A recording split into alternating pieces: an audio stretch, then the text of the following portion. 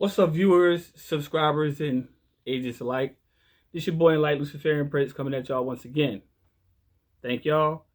Welcome for attending. Thank y'all for coming. Thank y'all for liking and subscribing. Thank y'all for those of y'all who share my content. I've been rocking for quite a while. Gonna keep it going. Now, before I proceed, as I always say on my channel, my videos are not for children. So please remove them from your immediate vicinity, as my videos are not for children. Content is adult-based and adult-based only.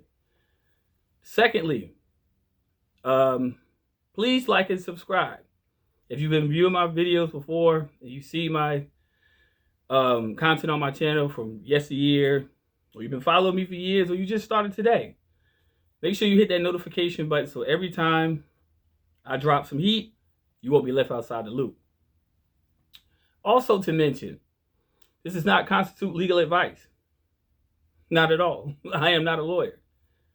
The sole purpose of this information is for educational and informational purposes only. Simple as that, people. It's just that easy.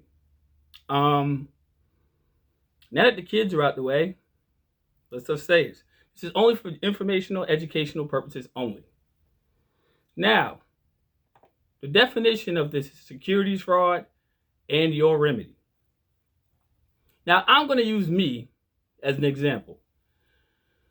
Whenever I deal with securities and securities fraud, it's a very thin line, because I know that, now that the kids are out the way, I can say what I need to say.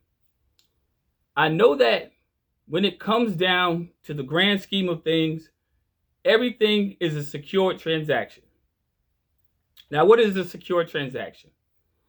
Let's break it down.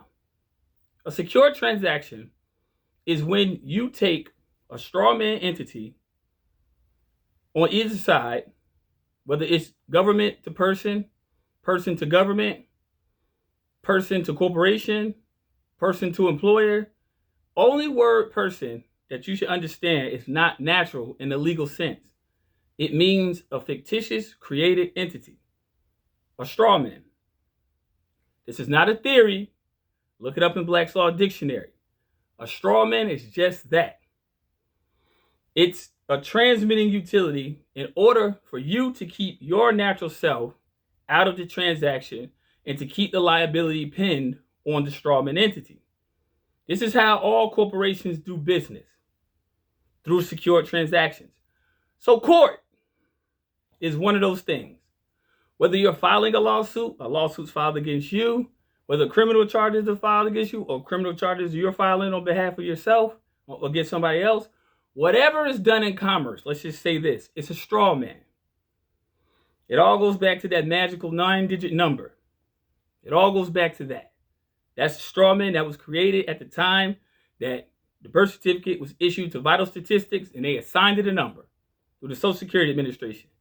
That is your mirror image. That is the thing that keeps you in debt, and that is the thing that keeps you in trouble until you learn how to use it or manipulate it. Now, I know when people say manipulate, the main thing that comes to mind is a negative connotation. Get that out of your head right now. Manipulate means to control. Simple as that.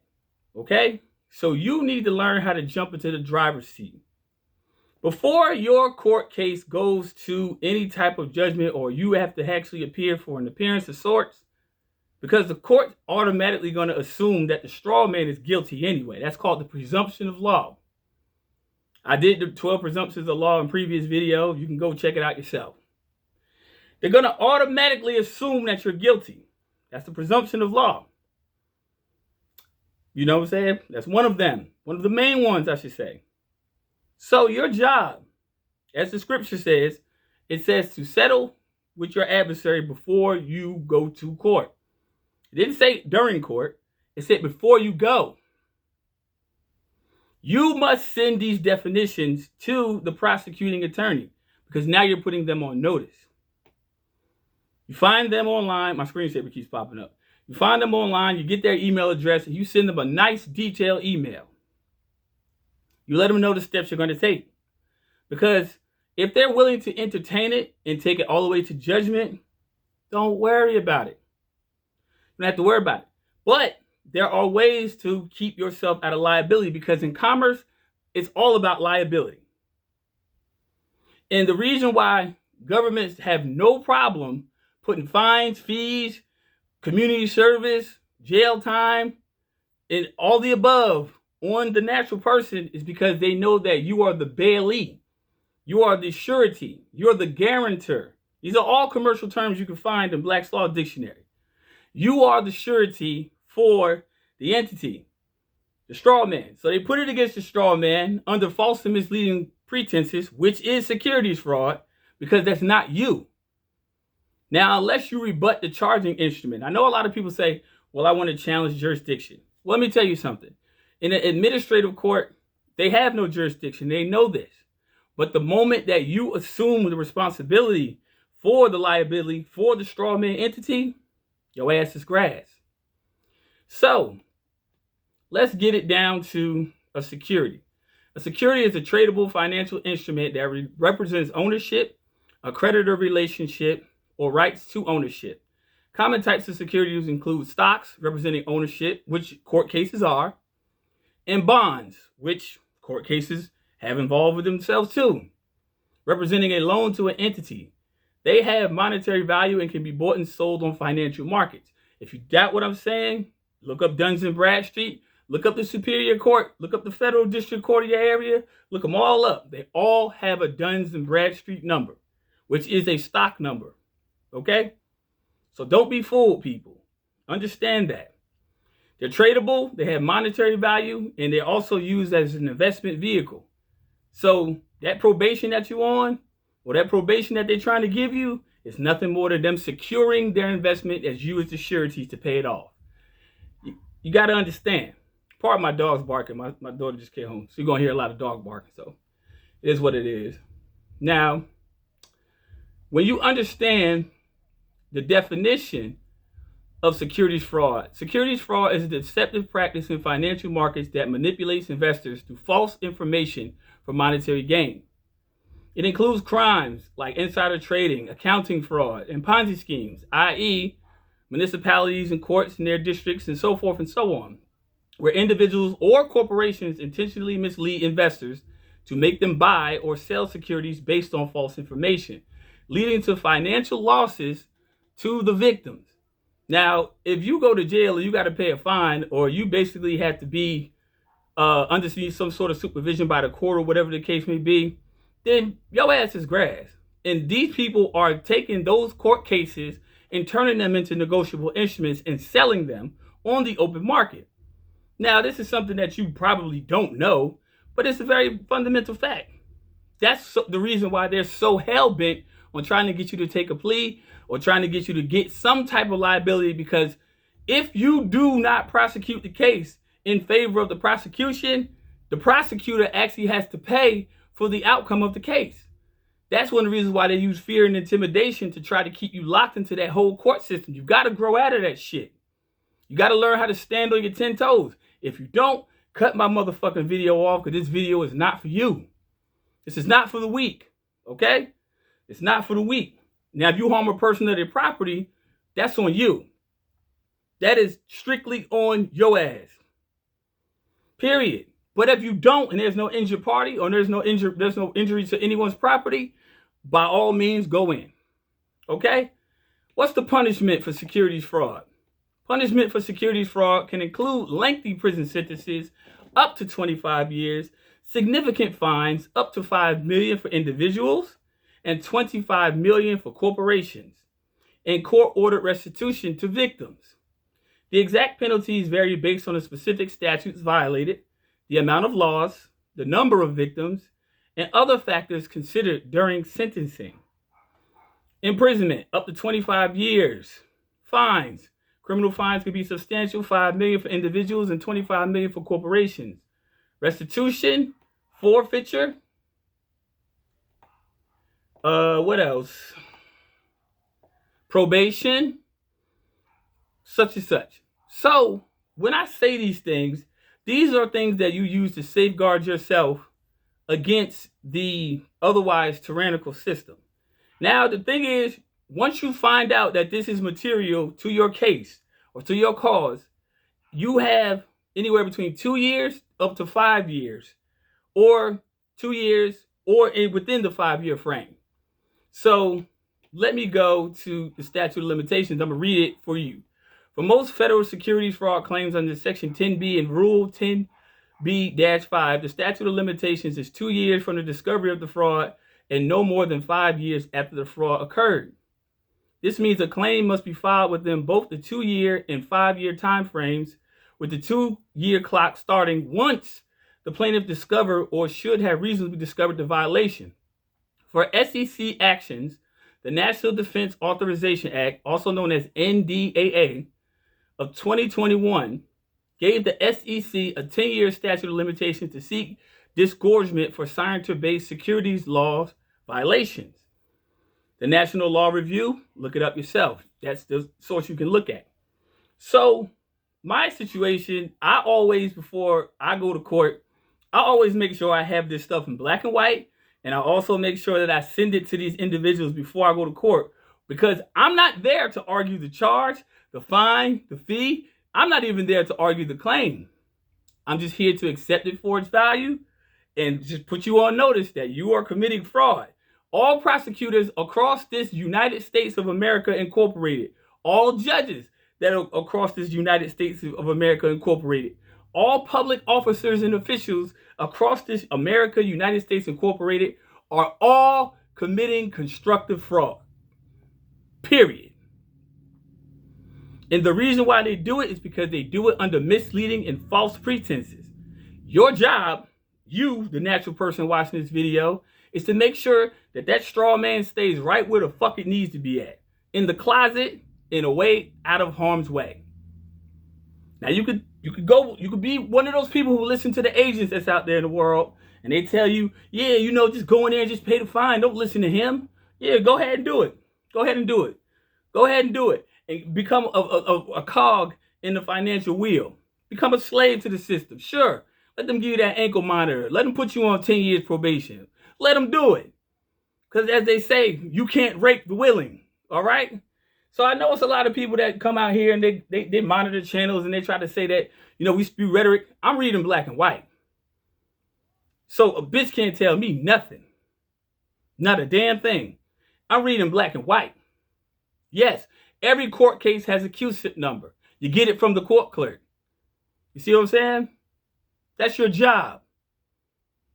Every court case has one. It's a security. Once they place a judgment, the judgment is turned now into a negotiable instrument, because now they have the surety. They have your signature on that piece of paper that says you accept the liability. This goes for mortgages. This goes for car loans. This goes for anything in commerce. Because everything that's involved in commerce, unless it's between a live flesh and blood man or woman, between a live flesh and blood man or woman as a contract, it's all fraud. It's all fraud. You have to understand what your position is and how you fare to stand in regards to what it is that's necessary for you to keep yourself out of harm's way. So yes, report that court case to the SEC. You have the right to do so. It's your job. Or you're just scared. And that's in less than 14 minutes. You have to understand that unless you stand up for yourself, nobody else is going to do it for you. It's fraud, people. Call it what it is. Now, if you harm a person or their property, your ass is grass. That's just facts. Because the claim is going to be substantiated by an actual injury. Going through a stop sign is not an injury. That's a mere civil infraction. It's not even a misdemeanor. You can't even be jailed for that. But people do go to jail for it. But because they don't know. See, you can only go to jail with your consent and entering into their jurisdiction. Once they get that judgment, a judgment is a lien to claim a debtor's property created via a judgment against a defendant when they fail to pay a debt. The lien creates a security interest. I'm just letting you know right now, it's called a secure claim, people. You need to keep them judgments off of you. Period. I'm telling y'all, you better wake the fuck up. It's 2025, people. I've been doing this since 2016. You see what I'm saying? We're going into 2026. I've been studying this stuff for well over 15 years in my life. Well over.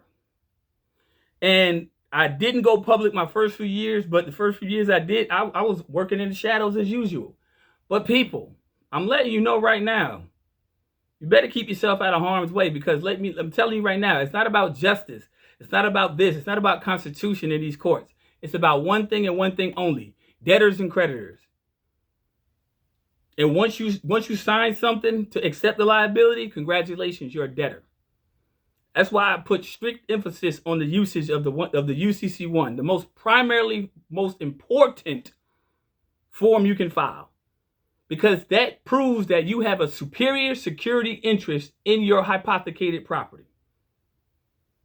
You are in charge now of your straw man. That's one of the reasons why they never wanted you to know about it. This is the reason why they don't want you filing them in the first place. After all these years, they're still trying to obstruct you because you gain control. The number one thing that they never wanted you to have in the first place. And that's a fundamental fact in less than 17 minutes. They never wanted you to have that freedom. Because if you have that freedom and you and millions of others like you have that freedom, they don't make any fiat. There's nobody to operate the business. There's nobody to, the scapegoat. There's nobody to do it. Nobody to handle a debt. Because everybody's standing in creditorship and everybody has their business and their property in trust, which means that you can't touch anything. Which will be the next series that I actually go into, because now it's time for people to start understanding what the importance of trusts are. If you don't have one, I suggest you subscribe, because the heat's on. You need to keep your personal assets safe. Look at how the world is falling apart. You know how many people that's out here that don't have anything in trust, losing everything? Hell, I remember even a few weeks ago, they even had this, I was on TikTok, as a matter of fact. It was like a whole bunch of people was talking about the rapture's supposed to come. They were selling cars, houses, and everything. I'm dead serious. Don't take my word for it. Look it up on YouTube. You know what I'm saying? They was talking about the rapture's going to be here. People out here selling cars, properties, houses, land, all types of stuff. It never happened. Don't take my word for it, though. Look it up. Y'all got to start thinking that, and being more pragmatic about your approach on this stuff, and stop being a fucking coward when it comes down to these people. They fear you more than you're supposed to fear them. And that's the God's honest truth. Because a population of people who are knowledgeable is a very dangerous force. Oh, they love the idiots. They love them. Because when you don't know, you don't put up any resistance. But when you do, it is your best bet and your best security interest and your liberty interest to stand on 10 toes, irrespective of what they say. I don't care what a lawyer said. Look up the root word of lawyer in the Black's Law Dictionary. It means to lie. So if you listen to any one of these lawyers, and I know they watch my channel, I know they do, but the root word to lawyer means to lie. Don't trust them people. And all y'all people that's out there getting them punk-ass public defenders, remember they work for the state. The state can't have subject matter jurisdiction over you unless they have subject matter, which means first-hand information. So they send one of their own to come get information from you. They run back to the prosecutor to get you screwed. Public defenders are not your friends, people. You need to learn how to deal with your power of attorney in fact for yourself. For you. But if you don't, then can't nobody save you. Because I'm telling you, them lawyers, I don't care if you pay for a lawyer. They're the same. They're all in the secret club, the private bar guild. Foreign agents. Yes, they are. They work for the British Crown. They don't work for you. Talk about, I'm your lawyer. In other words, I'm your liar. They lying to you. And they go right back to the prosecutor, and they go to lunch. They go to the little Subway, and they discuss your case with each other. You gave them the first-hand information. That's why they always come in there and talk about well, tell me what happened that night. You ain't supposed to say shit. But you thinking these people gonna save you, gonna get you off. They're not. Their job is to get you the contract. Because again, their job is to make sure you contract so they can get paid. The judge get paid, the DA get paid, the lawyer get paid, and you are considered what? Offender. Now say that word very slowly with me, and watch what you come up with. Offender. You at the ass end. You accept the liability while everybody else receives the benefit. You waived them because you signed. But that's another story for another day. But now you know securities fraud and your remedy towards it. The SEC should be your best friend in regards to any fraudulent court case or any fraudulent charges that may come up against you.